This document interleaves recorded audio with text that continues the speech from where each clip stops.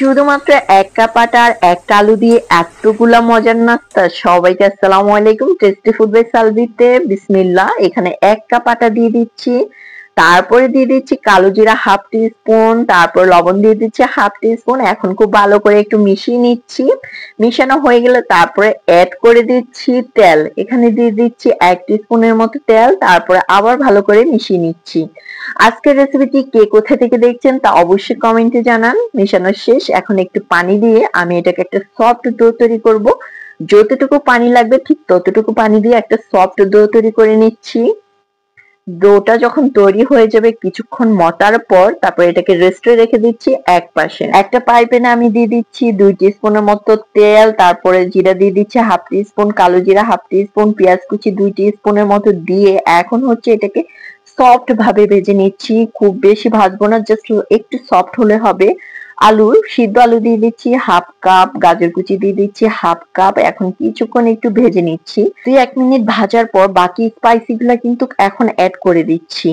এখন দিয়ে দিচ্ছি লবণ, দিয়ে দিচ্ছি হাফ টি স্পুনের মতো, তারপরে অ্যাড করে দিচ্ছি হলুদের গুঁড়া হাফ টি স্পুন থেকে একটু কম, তারপরে অ্যাড করে দিচ্ছি জিরার গুঁড়া হাফ টি স্পুন, ধনিয়ার গুঁড়া হাফ টি স্পুন, তারপরে দিয়ে দিচ্ছি চিলি ফ্লেক্স হাফ টি স্পুনের মতো দিয়ে এখন আবার কিছুক্ষণ একটু নেড়ে চেড়ে নিচ্ছি। একটু কিছুক্ষণ ভাজার পর তারপরে অ্যাড করে দেব কিন্তু কাঁচামরিচ আর ধনেপাতা।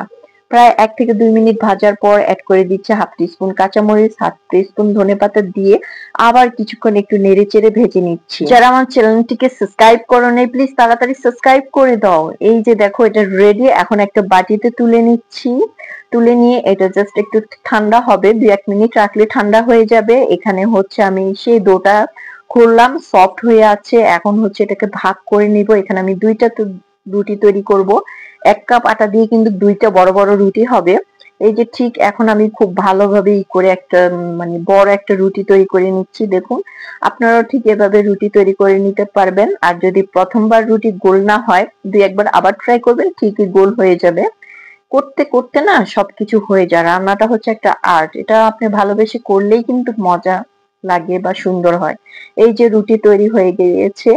এখানে রুটিটা ভালোই বড় হয়েছে মোটামুটি। হ্যাঁ, এখন হচ্ছে জাস্ট কেটে নিব। এখানে হচ্ছে আমি একটা নাইফ দিয়ে স্টারের মতো কেটে নিচ্ছি। এভাবে একটু ধরে কেটে নিচ্ছি। এই যে দেখুন আপনারাও ঠিক কেটে নিবেন। আমি ছোট ছোট করে বানাবো তো তাই একটু ছোট ছোট শেপ রাখছি। আপনারা চাইলে একটু বড়ও রাখতে পারেন। এই যে আমি জাস্ট এভাবে 4-5টা কেটে নিচ্ছি। ঠিক আপনারাও এভাবেই কেটে নেবেন। কাটা শেষ। এখন হচ্ছে যে পোরটা তৈরি করলাম এটা দিয়ে দিব। আমি সবগুলাতে দিয়ে দিচ্ছি।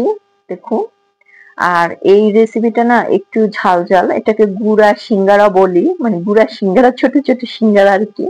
এই যে এভাবে দিয়ে দিচ্ছি বা চমচও বলতে পারেন। এই যে দিয়ে এখন হচ্ছে এটাকে এভাবে ফোল্ড করব। দেখুন আমি কিভাবে ফোল্ড করছি, ঠিক আপনারাও ভিডিওটি দেখে সেম ভাবে ফোল্ড করে নেবেন। আর এটা একদমই ইজি, খুব বেশি একটা কঠিন না, আর কোনো পানি লাগবে না।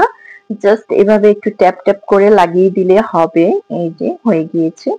এভাবে করে কিন্তু আমি সবগুলা করে নিচ্ছি। দেখুন আমার প্রায় 2টা রুটি হয়েছিল, আমি 2টা রুটি করে নিয়েছি। এই যে জাস্ট এটাকে এটার সাথে লাগিয়ে দিলাম, সুন্দর দেখাচ্ছে তাই। এখন হচ্ছে দেখুন সবগুলা তৈরি করা হয়ে গিয়েছে আমার 1 মিনিটের মধ্যে। এখন তেলে ভেজে নিব, গরম তেল। এখানে আমি তেলটা বসিয়ে রেখেছিলাম, গরম হয়ে গিয়েছে, তখন এক এক করে সবগুলা দিয়ে দিচ্ছি। আর দেখুন এটা কিন্তু বিকালের নাস্তার জন্য কিংবা এখন রোজা আসতেছে, রোজার জন্য কিন্তু বেস্ট আইটেম। আপনারা এটা এভাবে করে কিন্তু ফ্রোজেন করে রাখতে পারেন। আর চাইলে বিকালেও মানে জাস্ট ভেজে খেতে পারেন। এই যে দেখুন কি সুন্দর লাগছে তাই না?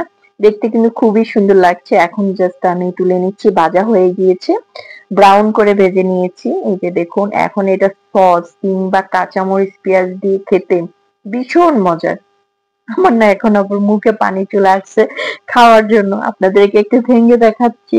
এই যে দেখুন ভিতরে যে সুন্দর পুরটা, মাশাআল্লাহ মাশাআল্লাহ।